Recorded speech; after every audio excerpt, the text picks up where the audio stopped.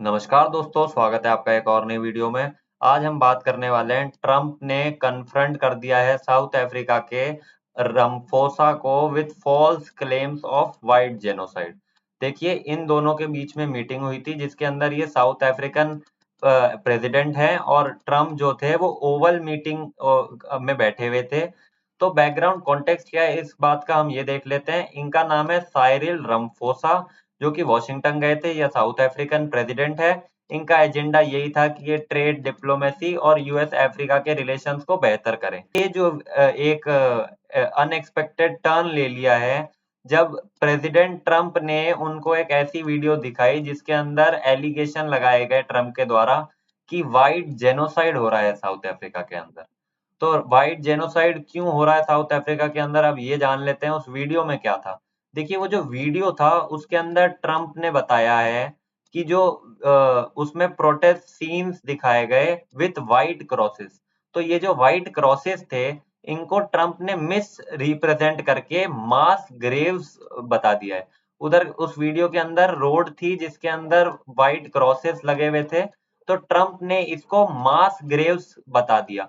बल्कि वो मास ग्रेव्स नहीं थे, वो क्या थे अब हम देख लेते हैं। वो रमफोसा ने भी रिस्पॉन्स दिया था और ट्रंप ने कहा कि जूलियस मलेमा जो है वो गा रही थी शूट द बोयर।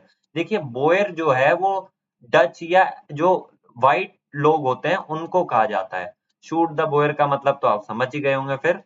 और ये एक लिबरेशन एरा चैंट है। ट्रंप ने ये सारे विजुअल्स दिखा के एविडेंस के साथ कहा कि ये सिस्टमैटिक किलिंग हो रही है व्हाइट फार्मर्स की साउथ अफ्रीका के अंदर।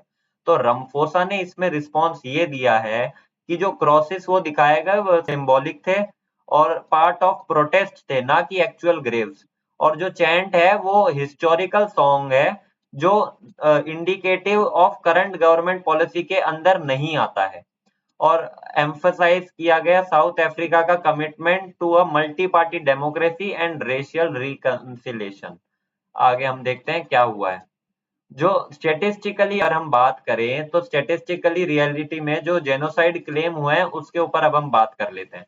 देखिए, क्राइम स्टेटिस्टिक्स के अंदर जो साउथ अफ्रीका के अंदर हाई ओवरऑल क्राइम रेट जरूर है और वो हर एक कम्युनिटी को अफेक्ट करता है, वो सिर्फ व्हाइट फार्मर्स के खिलाफ नहीं है। अभी हम डेटा देखेंगे तो उसमें आपको दिख जाएगा कि अक्टूबर से लेके दिसंबर 2024 का जो डेटा है उसमें 6,953 लोगों का मर्डर हुआ है, जिसके अंदर फार्म रिलेटेड मर्डर सिर्फ 12 हैं और उन 12 में से भी सिर्फ एक ही विक्टिम है जो व्हाइट फार्मर है। तो इसमें कोई भी एक्सपर्ट एनालिसिस नहीं है। एक्सपर्ट एनालिसिस ये कह रहे हैं कि इसमें कोई भी क्रेडिबल एविडेंस नहीं है कि जो सपोर्ट करे ट्रंप के क्लेम्स को कि टारगेटेड जेनोसाइड हुआ है व्हाइट फार्मर्स के खिलाफ। और मेजोरिटी ऑफ वायलेंट क्राइम जो थे वो इकोनॉमिकली मोटिवेटेड थे, ना कि कोई रेशियली कि आप गोरे हैं तो आपको मार देंगे या काले हैं तो आपको मार देंगे, उसके ऊपर नहीं था। वो पैसे के लिए मारा गया है जो भी मर्डर होते हैं उधर ज्यादातर। और एक्सप्रोप्रिएशन एक्ट जो है अब हम वो समझ लेते हैं। देखिए, एक्सप्रोप्रिएशन एक्ट का पर्पस क्या है। उसका पर्पस ये है कि वो एड्रेस करता है historical land inequality stemming from apartheid.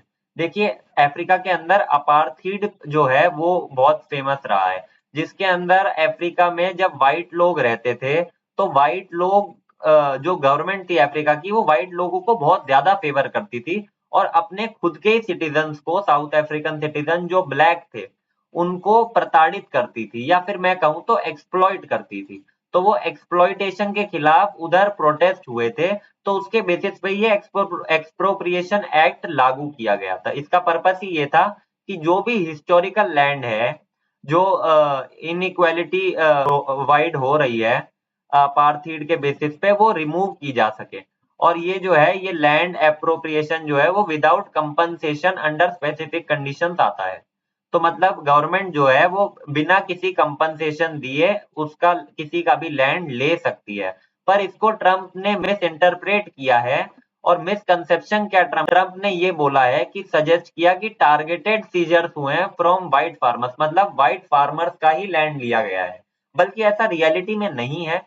In reality the act applies to all land owners, मतलब ये सारे लैंड ओनर्स जिन्होंने भी लैंड खरीद रखा है। अपार्थीड के अपोजिट में ये बनाया गया था और ये रेस के खिलाफ है, मतलब कोई भी व्हाइट ब्लैक को लेके ये नहीं है, ये नॉर्मल इंसान के ऊपर है।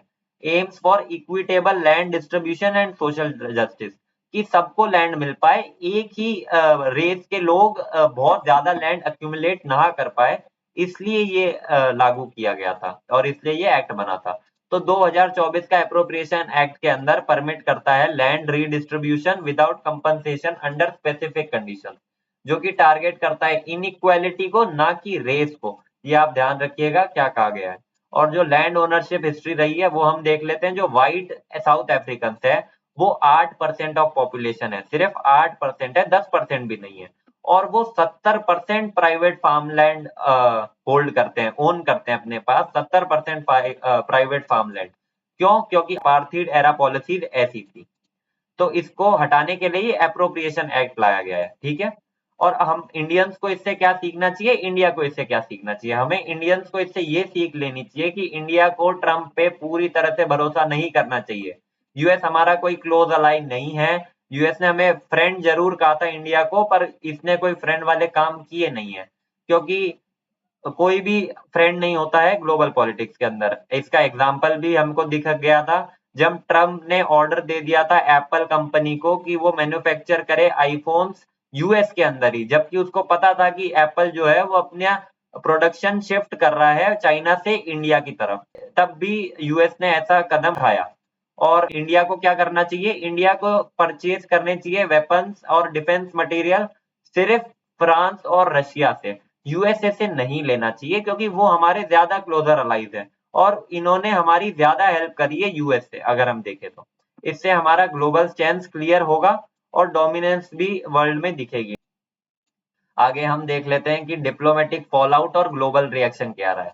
देखिए, यूएस ने ये एक्शन लिए है कि सारे जो सस्पेंड कर दिए एड जो साउथ अफ्रीका को देता था, और जो है साउथ अफ्रीकन एम्बेसडर को एक्सपेल्ड कर दिया, एक्सपल्शन कर दिया है साउथ अफ्रीकन एम्बेसडर, जिसका नाम था इब्राहिम रसूल।